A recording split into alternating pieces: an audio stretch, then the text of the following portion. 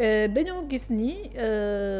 conseil constitutionnel demandé na ci bindin bi rédaction bi ay soppite yu bëri ñu def ko mais tamit ay réajustement ci ginnaaw bu muy delloo avis boobu nga xamante ni kon président de la république laajoon na ko ci déjà balaa ñoo ñëw ci changement yi mu wax ak yooyu lan moo waral président de la république soumettre ko ngir demander avis déjà pour ñu ñuy leeral. Non, loolu c'est une faculté qui lui est donnée c'est-à-dire que le président de la république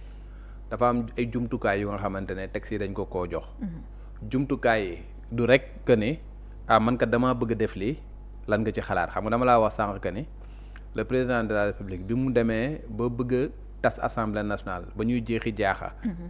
pour xam délai bi mi ngi commencer à partir de la programmation définitive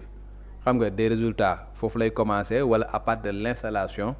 xam nga des députés à l'Assemblée nationale foofu la délai de 2 ans yi war a commencer mooy bu mu waree disu assemblée nationale. foofu noonu. Il avait demandé l'avis du conseil constitutionnel. Oui. Et le conseil constitutionnel joxoon ko avem et loolu noonu moo ko permettre mu xamoon ne à partir de telle date. mën na dissoudre assemblée nationale. loolu avis la donc damaa bëgg def lii lan la ma yoon may par rapport à tout ça loolu avis bu nga xam am na possibilité def ko beneen avis bu nga xam ne am na possibilité def ko mooy comme li mu def ne am naa texte bu nga xamante ne dama ko bëgg a soumettre. C'est un projet de loi parce que projet de loi mi ngi jóge ci. Gouvernement mi ngi jóge ci exécutif. C'est un projet de loi bu nga xamante ne dama ko bëgg a soumettre député pour que ñu voté ko mais damaa bëgg a xam ndax projet bii ma bind projet bii nga xamante ne def nañ ko ba pare. Est-ce que c'est conforme à la constitution est-ce que disposition article yi nga xamante ne rangale nañ ko foofu. Est-ce que am na ci benn bu nga xamante ne dëppoowul ak constitution bi. wala boog nañ ko bindee dafay nekk lu nga xamante ne jaaduwul. C'est ce que le président Bassirou Diomaye Faye a fait et loolu yoon moom moo ko may. D'accord. C'est la loi organique bu conseil constitutionnel moo ko jox la possibilité boobu et possibilité boobu moom la def. léegi ba mu leen ko joxee ñi légalement dañ koy mën a saytu depuis le préambule article 1 bi ba dernier article bi daal di xool bu ci nekk ñu daal di koy xool nañ ko bindee xam nga xool réellement ndax nekk na lu nga xamante ni lu dëppoo ak après defal ko ay recommandations. Étant entendu que les recommandations yu conseil constitutionnel dafay tënk le président de la République. waaw loolu de laa bëggoon xam ndax tënk na président de la da koy tënk parce que y a une disposition de la loi organique sur le conseil constitutionnel qui dit que le conseil constitutionnel rend en toute matière une décision ce n'est plus un avis c'est une décision et les décisions du conseil constitutionnel s'appliquent à tout le monde. Même au président de la République. Même au président de la République donc décision bu conseil constitutionnel ñëpp dañ cee war a tënku donc bu fekkee ne da ngaa bind nii le conseil constitutionnel A bi nga bind B la yow président da ngay obligé nga changer ko def ko B ba pare avant nga yóbbu assemblée nationale pour que ñoom ñu voté ko. loolu mooy li nga xamante ne moom moo am. maintenant boo xoolee texte ba waa conseil constitutionnel dañ ko tëggaatee da ngay gis ni am na yenn yu nga xamante ne. dañuy corriger seen copie quoi en fait. waaw il y a eu beaucoup d'erreurs ci rédaction bi. si agencement yi ci yenn mots yu nga xamante ne dañ ko utiliser ci affaire yooyu. le conseil constitutionnel leur a dit que du nii lañ koy defee du nii lañ koy defee du nii lañ koy defee loolu nag pour man. le conseil constitutionnel dafa rappeler waat l'exécutif à plus de rigueur xam nga dans la rédaction des articles wala en tout cas des textes yu nga xamante ne. dañ koy soumettre assemblée wala dañ ko voter mu war a nekk ay lois yu nga xam ne dafay appliquer wu ci ñëpp. Ce qui fait que le président de la République moom war na xoolaat bu baax. entourage am surtout ñi nga xamante ñoom ñooy bind texte yeeg affaire genre et je pense que les dernières nominations yu ñu def ne c'est pour corriger tout cela. Sidi Alpha Ndiaye bokkoon na ci kii coordonné lépp lu jëm ci les affaires juridiques lañ koy liggéey foofu ci assemblée. d'ailleurs moom il a démissionné non un éminent quand même. oui professeur. un éminent professeur wax dëgg yàlla xarañteefam kenn du ko laam-laamee. mais su fekkee ne véritablement yow da ngaa coordonné liggéey bu mel noonu nga ñëw envoyé ko le conseil constitutionnel ba pare le conseil constitutionnel daal di ñëw corriger énormément de choses comme ça. dafay nekk lu nga xamante à la limite dañ la xaw a désavouer un tout petit peu. et boo xoolee le président Bassirou Diomaye Faye bi mu toogee ba léegi sur beaucoup de lois yu nga xamante ne proposé nañ ko c'est des lois qui ont été amendées. xam nga par rapport à l'interprétation da ngay gis ni ñu ne leen il faut ngeen interpréter ko noonu pour que mu nekk lu conforme à la constitution wala article sangam ni ngeen ko bindee il faut ngeen dindi ko parce que c'est pas conforme à la constitution sur beaucoup d'articles sur beaucoup de lois la loi sur le CNRM noonu la demee boo jëmee par exemple tey la loi interprétative boobu sax mën nga wax ni par exemple c'était une proposition de loi mu Amadou Ba moom moo ko porté woon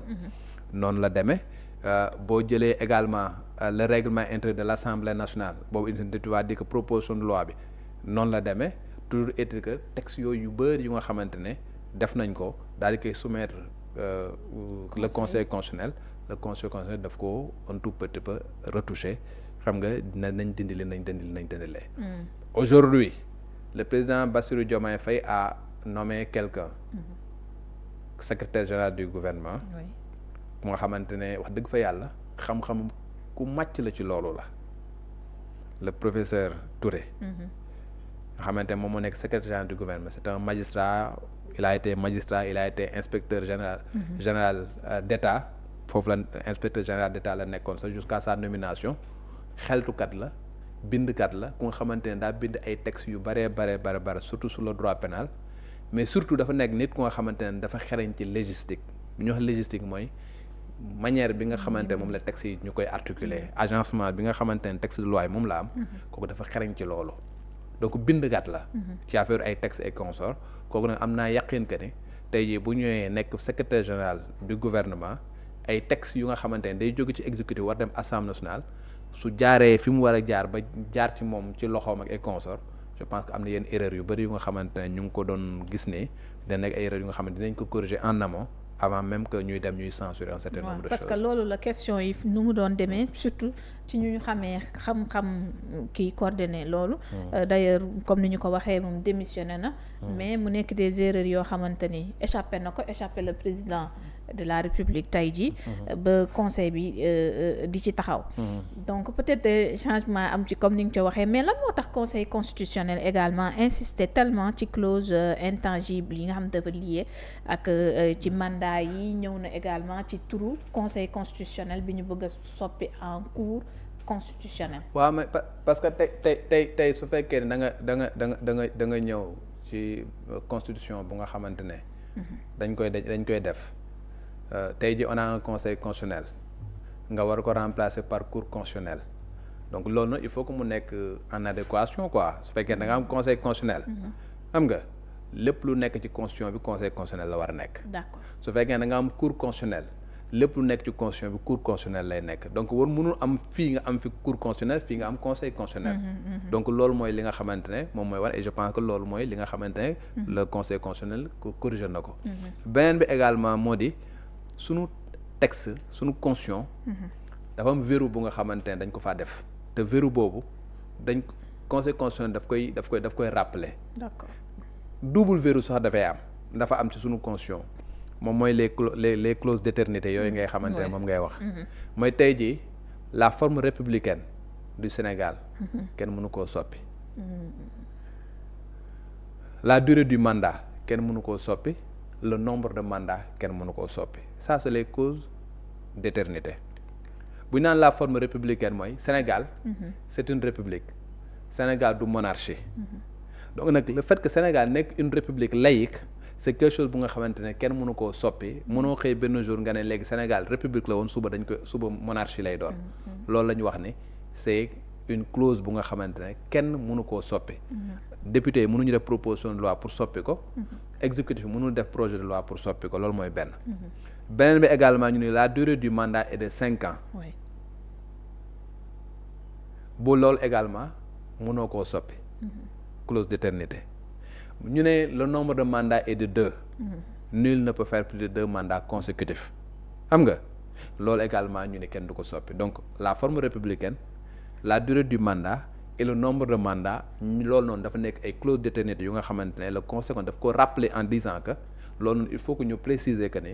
kenn mënu koo soppi parce que loolu la constitution bi wax. un peu pour éviter crise boo xamante ni mën na ñëw à cause de loolu. oui parce que li ñuy bañ mooy nga xëy benn jour nga ne wàkkee man maa ngi foon 5 ans léegi xalaat damay yóbbu ko j'ai une majorité à l'Assemblée nationale. voilà naa dem xam nga ñu daal di koy soppi def ko 7 ans. xam nga loolu mën na nekk. tout simplement voilà xam nga loolu mënoon na nekk simplement. parce que les lois constitutionnelles assemblée nationale mën na ko voter. exactement. la seule obligation buñ jox assemblée nationale mooy. dañ ko war a voter à la majorité des 3/5 et non pas à la majorité absolue mais à la majorité des 3/5 des 3/5 bon moom mooy je pense ça équivaut à 90 députés ou 87 je ne sais plus. En tout cas da ngay jël que ni 3/5 des députés moom mooy ñi nga xamante ñoom ñoo war a voter pour que une loi constitutionnelle mën a jàll. mais nag fii nag on ne donne même pas la possibilité à l'Assemblée nationale comme à l'exécutif de faire des propositions pour que ñu changer loolu ñu changer la forme républicaine ñu changer la durée du mandat ñu changer également le nombre de mandats nombre de mandats qui est limité à 2